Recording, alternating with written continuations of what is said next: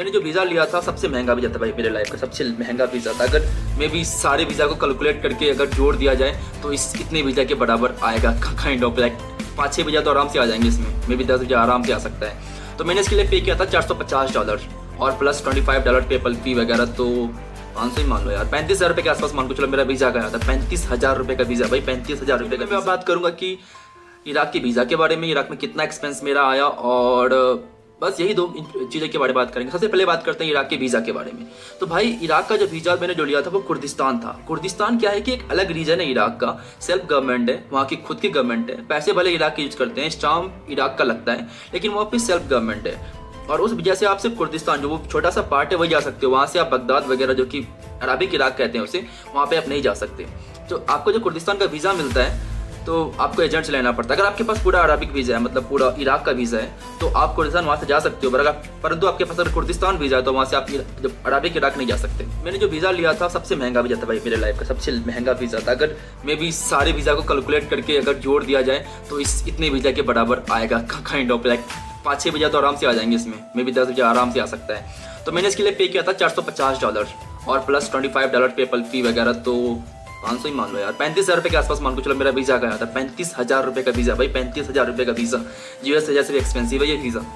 तो actually $300 visa फी होती है और मैंने $150 एक्स्ट्रा दिया था। बेसिकली क्या होता है कि आपको जो इराक का वीज़ा मिलता है, कुर्दिस्तान इराक का जो वीज़ा मिलता है, वो आपको एजेंट के थ्रू लेना पड़ता है, और कोई उसके अलावा कोई दूसरा उपाय नहीं है कि आप कुर्दिस्तान इराक का वीज़ा आप कहीं से नहीं ले सकते। इसकी सिर्फ 3-4 एम्बेसी हैं, आई गेस ईरान में है, तुर्की में है, US में है, बस आई थिंक 3 एम्बेसी है ऑल अराउंड द वर्ल्ड, क्योंकि ये खुद की एक कंट्री नहीं है तो इसकी सारी एम्बेसीज नहीं होती।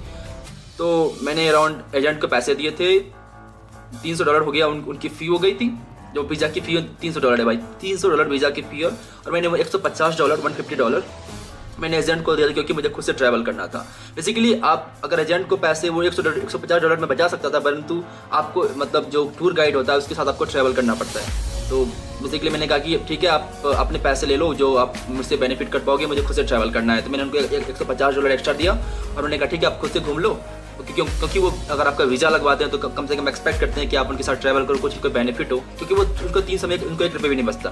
तो मैंने उनको $150 दिए थे वीज़ा के, वो अराउंड मतलब कुल मिला के मुझे 35,000 का ये वीज़ा पड़ा था। हाँ, लेकिन मेरे टूर गाइड से मैंने बात की, उन्होंने कहा कि मैंने सोचा कि मैं आपको डिस्क्रिप्शन में उनके लिंक वगैरह दे दूँ, पर उन्होंने कहा नहीं, इंडियंस के लिए वो वीज़ा वगैरह नहीं करेंगे, क्योंकि काफ़ी डिफिकल्ट है भाई इंडियंस के लिए वीज़ा। उनको गारंटी लेनी पड़ती है, अगर आप वहाँ से कुछ काम वगैरह ना करो, मतलब आप वहाँ पे रह जाओ, तो उनके जिम्मा सर पड़ेगा, वो जेल जा सकते हैं। तो बेसिकली मैं एक यूट्यूबर था, तो उन्होंने मुझ पर ट्रस्ट किया और कहा कि ठीक है, आपको मैं वीज़ा के लिए आपका कर सकता हूँ, क्योंकि मुझे पता है कि आप यहाँ से वीडियोस बनाने के लिए आ रहे हो, आप यहाँ से चले जाओगे, या घूमने के लिए आ रहे हो, आप यहाँ से चले जाओगे। तो मैंने कहा ठीक है, तो उन्होंने मेरा वीज़ा लगवा दिया था। हालांकि अलग अलग लोगों का अलग अलग सीन होता है। जब मैं गया था, जैसे मेरे टूर गाइड बता रहे थे कि जब आप एयरपोर्ट जाओगे तो आपको टूर गाइड खुद आएंगे आपको पिकअप करने के लिए, जब तक आएंगे तब तक आपको जाने नहीं देंगे एयरपोर्ट से। लेकिन मेरे साथ ऐसा केस नहीं हुआ था, मुझे आराम से जाने मिल गया था बिना टूर गाइड आए हुए। मेरा इमिग्रेशन काफ़ी स्मूथ रहा था। परंतु नवांकुर भाई जब गए थे तो उनको 6-7 घंटे एयरपोर्ट पे साथ वेट करना पड़ा, क्योंकि जब टूर गाइड आए, उनको पिकअप किया, तो फिर उनको जाने मिला था। लेकिन मेरे साथ ऐसा केस बिल्कुल नहीं हुआ था, मुझे आराम से जाने की एंट्री मिल गई थी। तो भाई ये था इराक वीज़ा के बारे में। अब भाई इराक का वीज़ा आप कहाँ से लोगे मैं नहीं बता सकता, क्योंकि मेरे टूर गाइड ने कहा कि अब इंडियंस के लिए हम वीज़ा नहीं करेंगे। तो सॉरी, मैं इसमें आपकी हेल्प नहीं कर सकता, बट आपको कोई ना कोई टूर गाइड से कांटेक्ट करना पड़ेगा। आप प्रयास करो, इंस्टाग्राम वगैरह पे चेक करते रहो कौन टूर गाइड है, वहाँ से आप कोशिश करो कि किसी से बोलो कि मुझे वीज़ा चाहिए अगर आपको जाना हो। तो वीज़ा के बारे में नहीं बता सकता हूँ। और वहाँ के बारे में बताता हूँ कितना खर्चा मेरा हुआ था। मैं ऑन एन एवरेज भाई मैं $25 से $26 के आसपास मैंने मेरा ऑन एन एवरेज वहाँ पे खर्चा हुआ था। तो कितने हो गए $25 कितने हो गए यार, 116-150, मतलब मान कर चलो 1800 रुपये के आसपास मेरा एवरीडे खर्चा हुआ था। तो मैं 10-12 दिन रहा था, तो अराउंड 22-23 हज़ार रुपये के आसपास मेरा वहाँ का खर्चा हुआ होगा। 35,000 का वीज़ा हो गया। और फ्लाइट टिकट भाई मैंने देखा ही था अपने एक वीडियोज़ में कि मैं इंडिया से गया था दुबई, और दुबई से गया था कुर्दिस्तान इराक। तो इंडिया से दुबई की फ्लाइट मैंने पे किया था 8,500 रुपये, और वो फ्लाइट मेरी अराउंड 18,000 रुपये की आई थी। तो अब जोड़ लो 8,500 प्लस 18,000, और जो मैंने खर्चा बताया, जो मैंने वीज़ा बताया।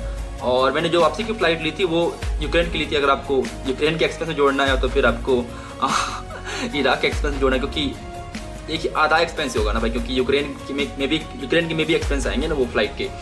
तो मान के चलो आप, जो दूसरी फ्लाइट थी मेरी जो इराक से मेरी फ़्लाइट थी कीप के लिए, जो कि मेरी फ़्लाइट वगैरह मिस होने के बाद मैंने फ्लाई दुबई की फ़्लाइट ली थी।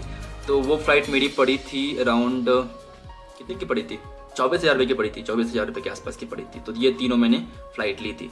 तो भाई इराक के बारे में मुझे इन्फॉर्मेशन देनी थी। I hope